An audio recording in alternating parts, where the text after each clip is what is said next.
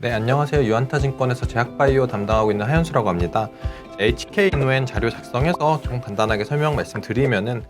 이제 HK-인노엔 같은 경우는 24년에 좀 구조적으로 이제 수익성이 좀 큰 폭으로 개선이 좀 예상되는 대표적인 기업 중에 하나로 이제 24년을 보고 이제 투자를 한다면 좀 담아볼 만한 회사다라고 좀 말씀을 드리고 있는데, 이제 K캡 같은 경우가 이제 국내에서 뭐 처방 금액으로는 거의 1,500원 가까이 작년에 처방이 될 정도로 이제 국내 시장에서는 거의 뭐 5번째 안에는 들어가는 의약품, 처방 의약품으로 대표적인 의약품인데, 올해 뭐 상반기에도 처방 실적으로는 거의 750억 원 가까운 수준의 처방 실적들 기록하면서 여전히 좀 높은 수준의 매출 처방 기록하고 있다라고 보고 있는데, K캡 같은 경우가 현재는 이제 종근당을 통해서 좀 코프로모션 판매를 하고 있고, K캡의 오디전 같은 경우는 이제 인노엔이 직접적으로 판매를 하고 있는 상황이다 라고 보고 있는데, 이제 K캡 같은 경우에는 이제 예상한 매출보다 좀 큰 폭으로 매출이 빠르게 올라오면서 이제 현재는 뭐 수수료 지급으로 조금 많은 비용들을 코프로모션사인 종근당에 좀 지불을 하고 있는 상황이다라고 좀 보고 있는데, 코프로모션 계약 같은 경우가 올해 연말까지 계약이 되어 있고, 내년을 바라본다면은 뭐 재계약이 되든 아니면은 뭐 직접 판매를 가든 아니면 뭐 다른 코프로모션사랑 같이 판매를 들어가든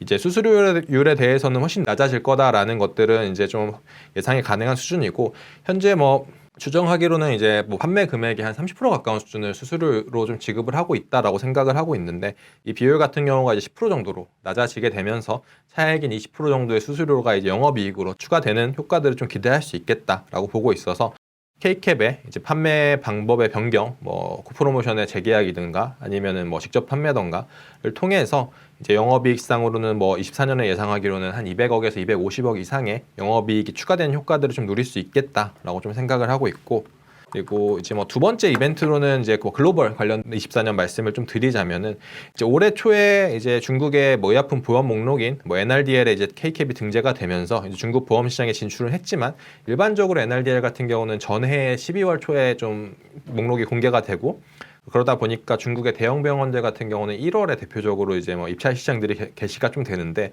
올해 같은 경우는 좀 이례적으로 이게 뭐 코로나 관련된 의약품들의 등재 이슈들 때문에 이제 NRDL 공개 자체가 1월로 좀 지연이 됐던 영향 때문에 이제 1월에 입찰 시장에는 이제 K캡이 좀 참여하기에는 어려웠고, 그러다 보니까 이제 한 3월 이후부터 이제 뭐 중국의 병원들의 침투를 시작했다라고 보고 있는데, 현재 이제 중국 침투 같은 경우는 생각보다 빠른 속도로 좀 진행이 되고 있고, 뭐 파트너사의 목표치를 봤을 때는 연내에 중국 대형 병원 한 700개 정도의 대형 병원 중에 한 80% 수준까지는 연말쯤에는 침투가 가능할 거다라고 보고 있어서, 이런 걸 기반으로 했을 때 뭐 24년에 들어오는 중국 파트너사를 통한 로열티 매출 같은 경우도 이제는 좀 예상 가능한 수준의 이상으로 좀 들어올 수 있을 거다라고 보고 있고, 저는 한 100억 초중반 정도 예상을 하고 있어서, 뭐 앞서 말씀드린 이제 국내 시장에서의 수익성 개선과 중국 로열티 효과들을 인해서 한 400억 원 가까운 수준의 추가적인 영업이익 올해 대비해서 좀 가능할 거다라고 전망을 하고 있습니다. 그리고 뭐 미국 같은 경우에도 이제 파트너사인 뭐 세벨라사 같은 경우가 현재 뭐 미란성 식도염, 그다음 비미란성 식도염 두 개에 대해서 임상 3상을 좀 진행하고 있는 상황이고, 이제 NDA 제출 목표가 24년으로 좀 목표들을 하고 있고, 뭐 출시 시점은 25년으로 하고 있는 상황이다 보니까 뭐 아마 24년 초에 그 임상 결과들 확인이 가능할 거다, 초중반쯤에 가능할 거다라고 보고 있고, 이제 그거에 맞춰서 NDA 제출, 그다음 뭐 허가, 이제 출시 같은 모멘텀들 그 미국 관련된 모멘텀들 남아 있다. 그리고 현재 뭐 글로벌 파트너사를 가지고 있지 않은 유럽 같은 경우에서도 이제 뭐 미국에서의 임상 개발 스케줄이 좀 가시화됨에 따라서 뭐 유럽 파트너사 계약 문제도 뭐 빠르면 연말 아니면은 뭐 내년 상반기 안에는 유럽 파트너사 확보가 좀 가능할 거다라고 보고 있어서, 이런 뭐 글로벌 관련돼서 중국이나 미국, 유럽 관련된 모멘텀들도 24년에 좀 기대할 수 있겠다라는 측면에서 제 이노엔을 좀 말씀을 드리고 있고요.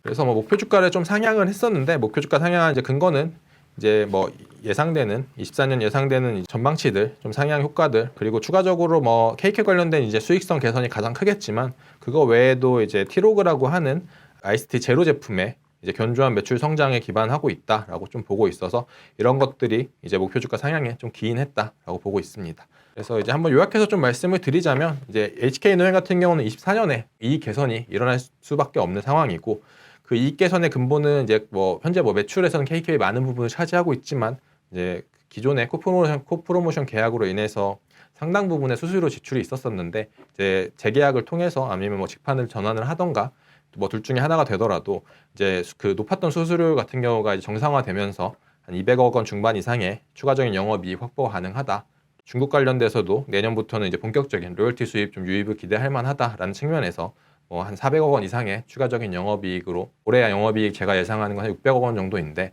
내년에 한 1000억 원 이상의 영업이익이 좀 가능할 거다라고 좀 생각을 하고 있어서 HK인후엔 같은 경우가 내년에 구조적인 성장 좀 바라보고 있다라고 좀 말씀을 드리고 있습니다. 네, 지금까지 들어줘서 감사합니다.